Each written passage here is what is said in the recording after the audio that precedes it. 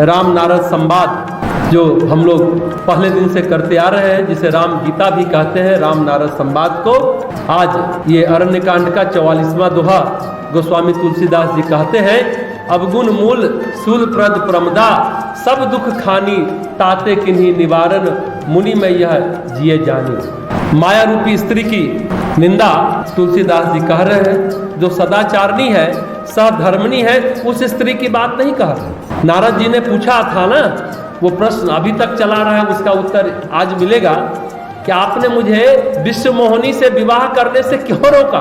तो भगवान राम कहते हैं, जो माया रूपी स्त्री जो है, युवती स्त्री जो माया रूपी है, वह अवगुणों की खान है, पीड़ा देने वाली और सब दुखों की खान है। इसलिए हे मुनि, मैंने जी में ऐसा जानकर, अपने मन में ऐसा जानकर तुमको विवाह करने से रोका था।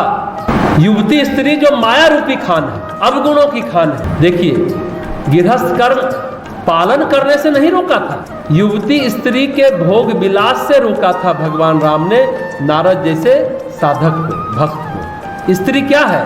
भगवान कहते हैं प्रमदा है, प्रमाद, मानसिक जड़ता, मानसिक आलस्य है, मानसिक निष्क्रियता है, माया में सम्मोहन है, आकर्षण है, वशीकरण है, लेकिन सार तत्व नहीं है। जैसे प्याज का छिलका छीले तो छिलते अंत में कुछ बचता नहीं है, अंत में कोई सार निकलता नहीं है, वैसे ही माया में जो सार ढूंढता है खाली रह जाता है, प्यासा रह जाता है। संसार में जो सार ढूंढता है ना, 1 लाख वर्ष हो या 1 करोड़ वर्ष संसार कर ले, कुछ निष्कर्ष नहीं आता। जन्म के समय जहां खड़े हैं वही लाखों करोड़ों साल बाद भी वह व्यक्ति वहीं खड़ा मिलेगा, कुछ भी नहीं हासिल होगा।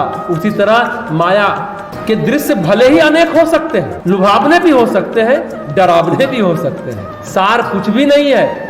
चाहे अपने लटके झटके से लुभाओ या डराओ, कुछ होना जाना नहीं है। संसार किसी भी रूप से, किसी भी ढंग से आपको कुछ दे नहीं सकता। पानी को कितना भी मथो, घी नहीं निकल सकता, और बालू को कितना भी पेड़ो, तेल नहीं निकल सकता। तो गोस्वामी तुलसीदास जी कहते हैं, शायद पानी से घी निकल जाए, शायद बालू से तेल निकल भी जाए, लेकिन हरि के भजन के बिना कोई भवसागर पार नहीं कर पाता। ये सिद्धांत सुनिश्चित है, चाहे जितना जतन कर ले। प्रकृति में नित्य परिवर्तन है। छिपकली को आपने देखा होगा, गिरगिट को, सिर पर कभी एक रंग दिखाई देता है, फिर कोई दूसरा रंग। देखिए, गिरगिट पूरे शरीर का रंग नहीं बदलता, केवल चेहरे के आसपास शक्ल का रंग बदलता है। कभी वो एक रंग का दिखाई नहीं देगा। वो प्रकृति में दृश्य क्या जो एक जैसा दिखाई दे? कभी नहीं दिखाई देगा। कितनी देर पकड़ कर रखेंगे? मनवांछित दृश्य कितनी देर तक देख पाएंगे? कितनी देर तक? संसार में कर्म का नियम है, और आप संसार भर के कर्म को सुधार नहीं सकते तो संसार कहां से सुधरेगा? तो फिर प्रश्न उठता है कि गृहस्थ धर्म होता क्यों है? इस नवरात्रि में हमने माया रूपी स्त्री की बात की, उसकी निंदा होती रही। इस प्रसंग में हम लोगों ने बात की, तो फिर जरूर यह प्रश्न सबके मन में आएगा कि गृहस्थ धर्म होता क्यों है? गृहस्थ धर्म की आवश्यकता क्यों है? गृहस्थ का समय, गृहस्थ का आश्रम इसलिए होता है, कुछ ऐसे अटपटे कर्म कहिए होते हैं जिसको आप इस आश्रम में रहकर ही प्रक्षालन कर सकते हैं, उसकी साफ सफाई धुलाई कर सकते हैं।